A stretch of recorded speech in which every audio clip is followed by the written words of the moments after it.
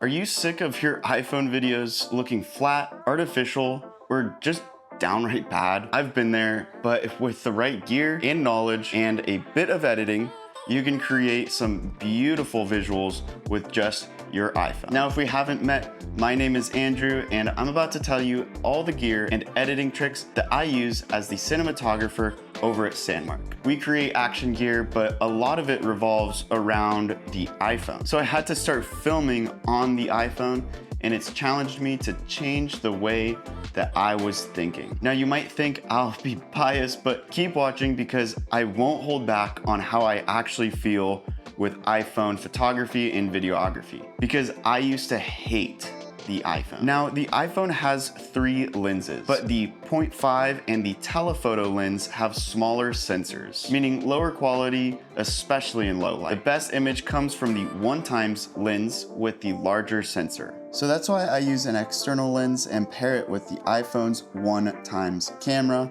as it's the best and biggest sensor. No, it's not gonna match a fully rigged out FX6, but the iPhone can go places where cinema cameras just can't. Think of it as another tool in your kit. I admit that cinema cameras are better than the iPhone. We won't just film on the iPhone for all of our productions, but not everyone can afford everything you need to get a cinema camera. iPhone is basically your Swiss Army knife of cameras. Next, you're going to want some ND filters. But why does your camera need ND filters to get cinematic footage? Well, we're going to need to follow the 180-degree rule. Shutter speed controls motion blur and brightness. So if you're shooting at 24 frames a second, you're gonna set your shutter at 1/48th of a second. And in bright light, this can easily overexpose your shots. And that's why we have ND filters that's fixed by cutting the light that comes into your camera. Want full control over your settings? Here's a free app that makes this super easy, and it will instantly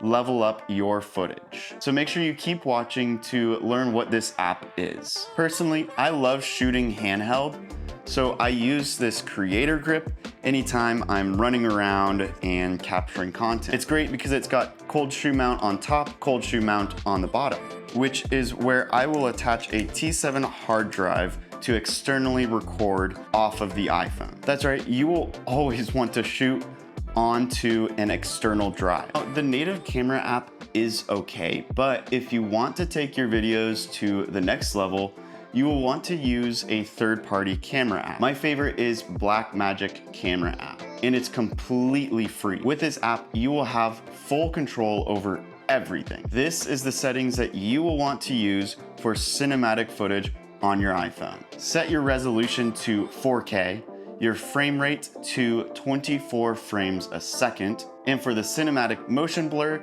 you'll want to set your shutter speed at 1/48 or 1/50. Remember, double your frame rate. The codec will be set to Apple ProRes, and then of course Apple Log. And don't worry, I will break down how I color this log footage, so make sure you keep watching. Then you're gonna wanna turn off auto shutter, ISO, and white balance. Next, I highly suggest recording to an external drive. This will make your workflow 10 times easier. We'll be using DaVinci Resolve for editing. Great, as there's a free version and the paid version is not a subscription. So even a basic grade can transform your iPhone footage, which is why we filmed in log, which gives us more flexibility. Now, I'm gonna suggest a few simple solutions. LUTS. Think of LUTS as your more complex preset for photos, but they need to be viewed as a tool to help you achieve your desired look, not an Instagram preset slapped right on there and call it a day. However, you can't just go with any free LUT that you find. That's why I invested in Phantom LUTs. These LUTs are professionally made and speed up my workflow and help me dial in my look. It emulates the RE color science all the way to film stocks. Yes, they are not free, but they help your footage stand out, and I would buy them again in a heartbeat. Now, this is my node tree, and yes, it looks complex, and there are aspects of complexity. However, it's super simple, but this could be an entire video in itself. But if you want to get the most out of your log footage, comment down below if you want a full coloring breakdown. You don't need an FX3 or the next great cinema camera. You just need to start shooting with the gear that you have. Change your mindset and see that your iPhone is just another tool in your toolbox. And I really do believe that the iPhone is going to take over the cinema brands that we know and love, even to the point where people are buying iPhones solely for the camera. Disagree with me? Let me know down below. If you're into filmmaking and creating, watch this video.